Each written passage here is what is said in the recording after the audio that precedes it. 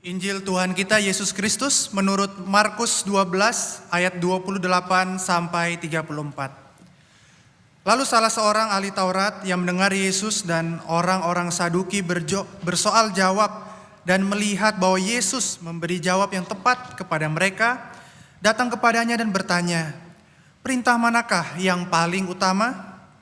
Jawab Yesus, "Perintah yang terutama ialah, dengarlah hai orang Israel, Tuhanlah Allah kita, Tuhan itu esa. Kasihilah Tuhan Allahmu dengan segenap hatimu, dan dengan segenap jiwamu, dan dengan segenap akal budimu, dan dengan segenap kekuatanmu. Perintah yang kedua ialah, kasihilah sesamamu manusia seperti dirimu sendiri. Tidak ada perintah lain yang lebih utama daripada kedua perintah ini." Lalu kata ahli Taurat itu pada Yesus, "Tepat sekali, Guru. Benar katamu bahwa Dia esa dan bahwa tidak ada yang lain kecuali Dia. Memang mengasihi Dia dengan segenap hati dan dengan segenap pengertian dan dengan segenap kekuatan dan juga mengasihi sesama manusia seperti diri sendiri jauh lebih utama daripada semua kurban bakaran dan kurban lainnya."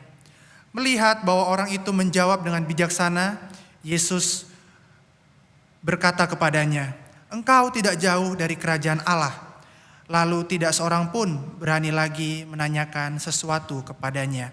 Demikianlah Injil Tuhan kita Yesus Kristus.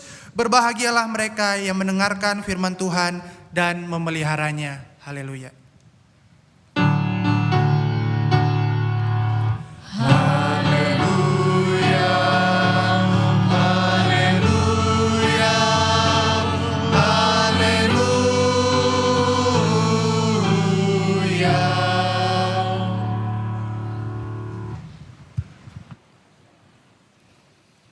Selamat pagi umat Bapak Ibu Saudara yang hadir beribadah di GKI Samanhudi. Bersyukur kita bisa berkumpul di tempat ini di hari Minggu ini dalam kondisi yang baik. Perkenalkan, nama saya Bima Anugrah. Saya mahasiswa praktek dari STT Saat Malang yang sedang menjalani praktek 1 tahun di GKI Samanhudi. Dan bersyukur di bulan November ini merupakan bulan ke-11 buat saya, jadi tinggal sebentar lagi menyelesaikan masa praktek. Dan ini merupakan khotbah terakhir juga di GKI Samanhudi ya, dari KU 1 sampai 3 begitu. Asal saya dari Manado, salam kenal buat kita semua ya. Bapak Ibu Saudara, hari ini kita akan merenungkan satu tema dari Injil Markus yang kita baca tadi dengan tema kasihilah Tuhan Allahmu. Bapak Ibu Saudara, menjadi seorang warga negara resmi dari sebuah negara adalah hal yang penting bagi kita. Bukan hanya dengan kita menjadi warga negara, kita bisa itu memilih pemimpin negara atau kepala daerah dari negara tersebut. Kita juga bisa terbuka aksesnya dengan misalkan layanan kesehatan dari pemerintah. Kita bisa menjadi seorang pekerja, bekerja dengan legal di negara tersebut. Atau mungkin dengan masalah keamanan, kepolisian, kita bisa terbuka aksesnya kalau kita punya kewarganegaraan. Kalau kita tidak punya warga negara yang resmi, kita bisa dicurigai ya Bapak Ibu Saudara ya. Jangan-jangan dia ini penyusup, ingin melakukan kejahatan misalkan, karena tidak ada izin tinggal dan lain sebagainya. Sehingga menjadi seorang warga negara adalah sesuatu hal yang penting.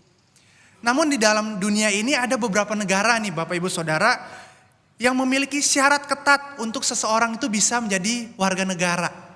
Misalkan negara Qatar mengharuskan syarat tinggal minimal kurang lebih 25 tahun sebelum seseorang itu bisa mengajukan kewarganegaraan. Belum lagi masalah kemampuan finansial yang harus tercukupi dan bisa berbahasa Arab dengan lancar.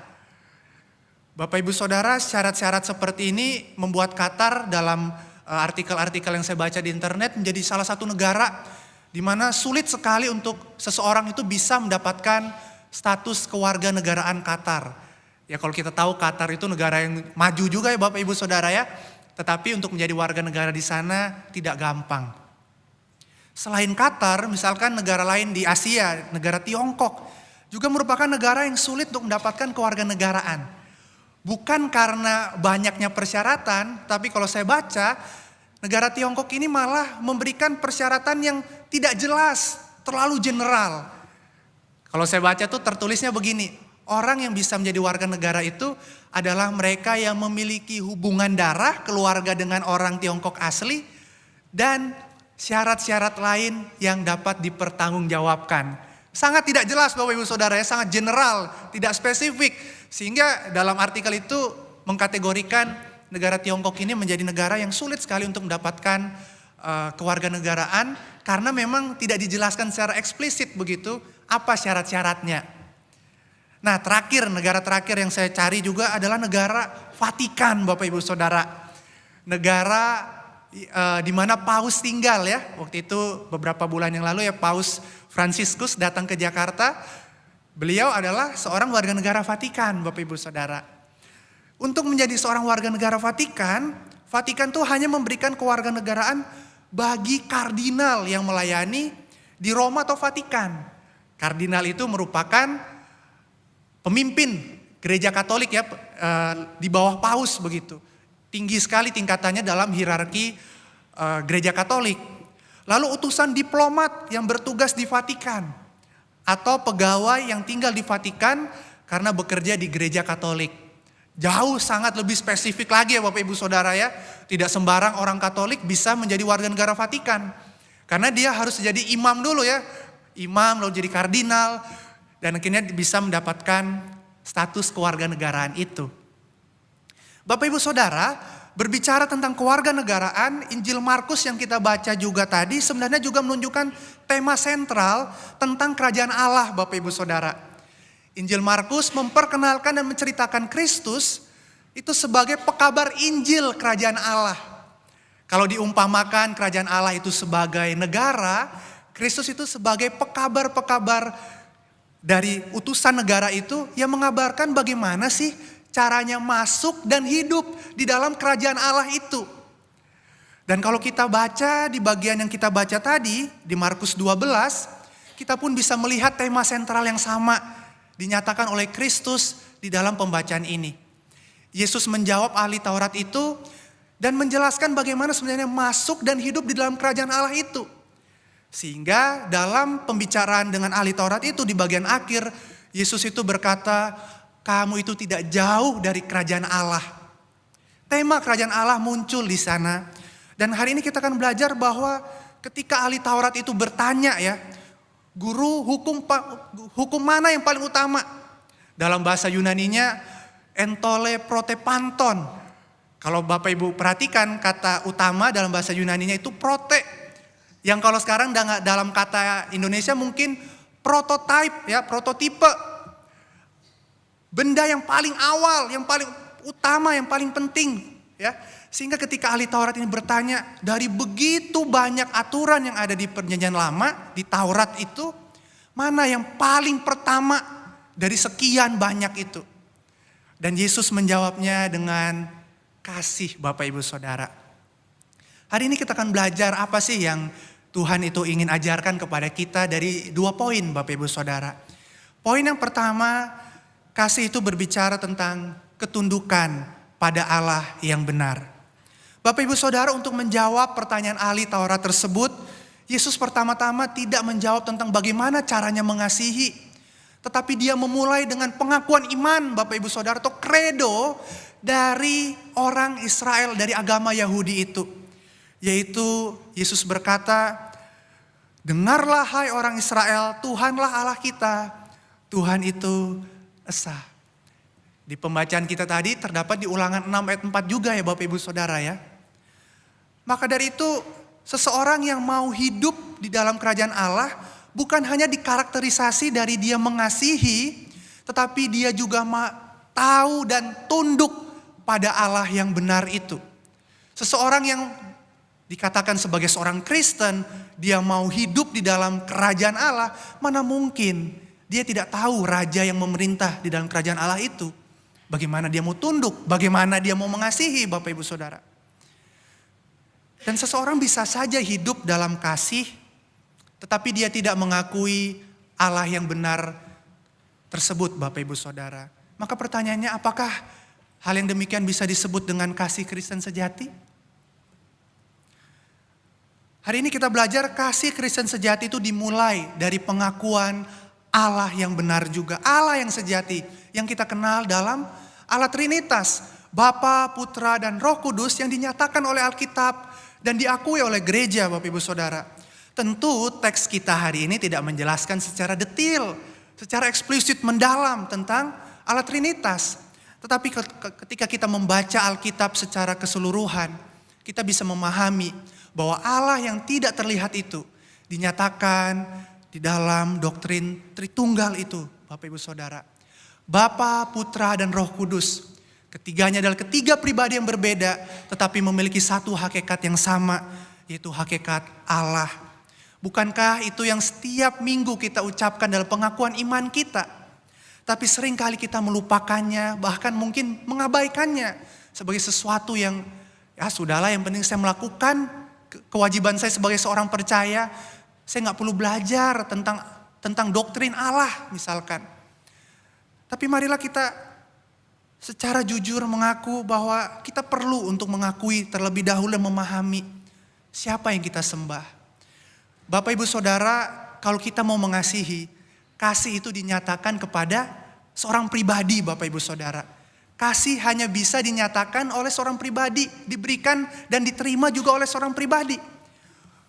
Buku pujian ini tidak bisa kita kasihi, Bapak Ibu Saudara, dan buku pujian ini juga tidak bisa mengasihi kita. Karena buku ini adalah benda mati, bukan seorang pribadi. Kalau kita tidak kenal Allah kita siapa, jangan-jangan kita mengasihi sebuah kekuatan yang tidak tahu itu asalnya dari mana, kekuatan yang tidak berpribadi, sehingga kita sebenarnya missing the point, Bapak Ibu Saudara, atau tidak tepat sasaran mengasihi sebagaimana yang diajarkan oleh Tuhan kita Yesus Kristus. Bapak Ibu Saudara, maka belajarlah tentang iman Kristen. Sebab Kristus menyebutkan bahwa kita perlu mengasihi Allah dengan segenap hidup kita, termasuk dengan segenap pikiran kita, Bapak Ibu Saudara. Ingat, kita ini warga kerajaan Allah. Jangan sampai lupa, kita ini tunduk kepada penguasa kerajaan itu, Allah yang Maha Kuasa.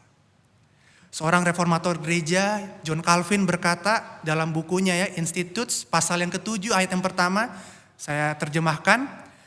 Dia berkata bahwa kita ini bukan milik kita lagi.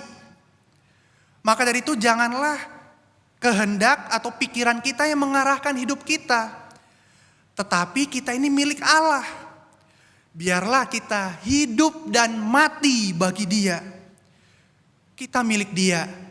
Maka biarlah hidup kita diarahkan oleh Tuhan. Bapak Ibu Saudara, di awal saya menyebutkan tentang paspor ya Bapak Ibu Saudara ya. Saya membawa paspor saya, paspor Republik Indonesia yang menunjukkan identitas resmi saya sebagai seorang warga negara Indonesia. Ketika saya keluar negeri, ke Jepang, ke Korea Selatan, saya bisa dianggap sebagai seorang warga negara Indonesia sekalipun saya berada di luar negeri. Paspor ini menjadi bukti bahwa saya seorang warga negara Indonesia. Tetapi Bapak Ibu Saudara, jangan lupa bahwa kita semua pun juga adalah seorang warga negara kerajaan Allah. Hidup kita juga, identitas kita ditemukan juga di dalam Alkitab, bahwa kita ini adalah orang-orang yang hidup di dalam kerajaan Allah itu. Maka dari itu kita seringkali disebut sebagai seorang peziarah di dalam dunia. Kita itu cuma singgah di dunia sebelum kita pergi ke kerajaan sorga itu. Namun bukankah kita seringkali lupa bahwa kita punya dua kewarganegaraan ini Bapak Ibu Saudara. Kita mungkin selalu ingat kita punya paspor, kita punya KTP. Tapi kita lupa identitas kita, ketundukan kita kepada Allah Tritunggal itu yang kita sembah Bapak Ibu Saudara. Sehingga marilah kita hidup mengasihi dimulai dari ketundukan dan hidup mau diatur oleh Tuhan. Yang kedua Bapak Ibu Saudara, bukan hanya kasih itu berbicara tentang ketundukan pada Allah yang benar. Kasih juga berbicara tentang mengasihi Allah dan sesama. Setelah Kristus menyatakan tentang pengakuan iman tadi, Kristus juga melanjutkan bahwa hukum yang terutama itu adalah kasihilah Tuhan Allahmu dengan segenap hatimu dan dengan segenap jiwamu dan dengan segenap akal budimu dan dengan segenap kekuatanmu. Warga negara kerajaan Allah yang mengabdi kepada Allah, yang tunduk kepada Allah, hidupnya dipenuhi oleh kasih kepada Allah. Mengapa Bapak Ibu Saudara? Sebab Allah yang kepadanya orang percaya itu tunduk, bukanlah Allah yang membiarkan umatnya Bapak Ibu Saudara, melainkan Dia adalah Allah yang mau turun ke dalam dunia, menjadi manusia sama seperti kita dan menebus kita dari dosa Bapak Ibu Saudara. Dia adalah Allah yang penuh kasih. Maka sebenarnya kehidupan kasih orang percaya itu dimulai daripada kasih Allah yang menjangkau umatnya itu. 1 Yohanes 4 ayat 10 berkata, Bapak Ibu Saudara, inilah kasih itu. Bukan kita yang telah mengasihi Allah, tetapi Allah yang telah mengasihi kita dan mengutus anaknya sebagai pendamaian bagi dosa-dosa kita. Bapak Ibu Saudara, kita ini sedang mengabdi bukan pada Allah yang bengis dan jahat, tapi kita sedang mengabdi dan tunduk pada Allah yang terlebih dahulu mengasihi kita di dalam anaknya Yesus Kristus itu Bapak Ibu Saudara. Maka dari itu marilah kita tunduk kepada Dia yang telah mengasihi kita. Apa artinya kita mengasihi Allah? Sederhananya kita itu mau diatur-atur oleh Tuhan Bapak Ibu Saudara. Kita itu mau hidup dalam pengaturan Dia. Sesederhana itu kita itu mengasihi Allah. Kita gak mungkin Bapak Ibu Saudara membalas dia juga gak minta. Tetapi kita mau hidup dalam pengaturan Tuhan. Maka dari itu Efesus 2 ayat 10 berkata, Tuhan itu mempersiapkan pekerjaan-pekerjaan baik supaya kita itu hidup di dalamnya Bapak Ibu Saudara. Kristus juga tidak berhenti di sana. Selain dia mengatakan bahwa kita harus mengasihi Allah, kita juga harus mengasihi sesama kita. Di ayat 31 dia berkata, perintah yang kedua ialah kasihilah sesamamu manusia seperti dirimu sendiri. Tidak ada perintah lain yang lebih utama dari kedua perintah ini. Kristus ingin ketika Dia sudah memberikan kasihnya kepada kita, kita itu membagikannya kepada sesama kita. Bapak Ibu Saudara, seorang teolog bernama Gustav Wingren dalam bukunya Luther on Vocation menuliskan, God does not need our good works, but our neighbor does. Tuhan itu gak perlu perbuatan baik kita, tetapi sesama kita perlu kebaikan kita. Bukankah ini merupakan intisari dari reformasi Protestan yang kita peringati 31 Oktober kemarin Bapak Ibu Saudara. Bahwa kita itu tidak lagi berfokus bagaimana kita menyenangkan hati Allah. Seolah-olah kita itu harus berbuat baik untuk mendapatkan keselamatan Allah, mendapatkan perkenanan hati Allah. Padahal keselamatan itu sudah diraih oleh Kristus dan kita terima melalui iman. Sehingga kita itu tidak perlu lagi dalam tanda kutip menyuap Allah supaya Allah itu menyelamatkan kita. Sehingga kita bisa berfokus untuk mengasihi sesama kita Bapak Ibu Saudara. Bapak Ibu Saudara, kita percaya kita diselamatkan oleh iman. Kita diselamatkan oleh Kristus bukan karena perbuatan baik kita. Tetapi bukan berarti perbuatan baik itu tidak penting. Perbuatan baik itu penting karena sesama kita masih hidup bersama dengan kita dan masih banyak orang yang memerlukan kasih Allah itu. Sehingga marilah kita hidup untuk mengasihi sesama kita Bapak Ibu Saudara. Mungkin itu mulai dengan melihat sesama kita. Mungkin itu sekedar bertanya apa kabar. Mungkin itu sekedar memberikan beberapa gelas beras kepada orang yang sedang kelaparan yang kita tahu. Atau mungkin itu sekedar berbicara di tengah keluarga kita yang mungkin sedang dalam relasi yang dingin. Mungkin itu berbicara dengan orang tua kita. Mungkin itu berbicara antara orang tua kepada anak kita. Mungkin itu berbicara tentang sesama saudara kita yang sudah lama sekali kita tidak pernah tahu kabarnya. Atau itu mungkin berbicara tentang ketika kita punya harta yang Tuhan titipkan, kita mau bagikan kepada sesama kita. Entah itu melalui gereja, entah itu melalui lembaga-lembaga Kristen. Misalkan salah satunya Wahana Visi, Saya ikut program sponsor anak itu Bapak Ibu Saudara ya. Berbagi dengan anak-anak yang kurang beruntung. Atau mungkin itu berbicara tentang kita memberi persembahan di gereja. Kita memberi diri kita melayani Tuhan dimanapun ada pos-pos pelayanan di sini. Ada banyak sekali di gereja kita. Bapak Ibu Saudara, mengasihi sesama adalah sesuatu yang penting Bapak Ibu Saudara sebagai konteks kita sebagai seseorang hidup di dalam kerajaan Allah itu.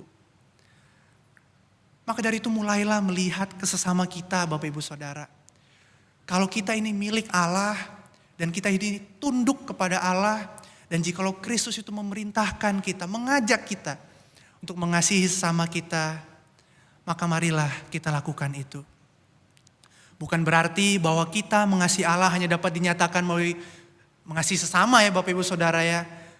Karena hari ini kita sedang membaca bagian ini, kita diingatkan bahwa mengasihi Allah itu juga berarti mengasihi sesama. Tetapi di dalam Alkitab kita tahu ada banyak sekali bentuk-bentuk pengabdian kita kepada Allah. Ikut persekutuan misalkan ya. Lalu misalkan berdoa, membaca firman. Itu pun juga perlu kita lakukan. Bapak Ibu Saudara, saya akan tutup khotbah ini dengan satu foto yang saya dapat di media sosial ya Bapak Ibu Saudara ya. Foto seekor kucing dan seekor anjing pitbull ya. Wah, ini bukan anjing sembarangan Bapak Ibu Saudara. Anjing pitbull yang punya reputasi galak ya. Dan anjing yang kuat. Kalau kita lihat di foto ini, kita lihat kucing itu berlagak seperti anjing pitbull ya Bapak Ibu Saudara ya. Kalau kita lihat mukanya sangar, terus kaki depannya itu tegap begitu ya. Seperti seekor anjing pitbull.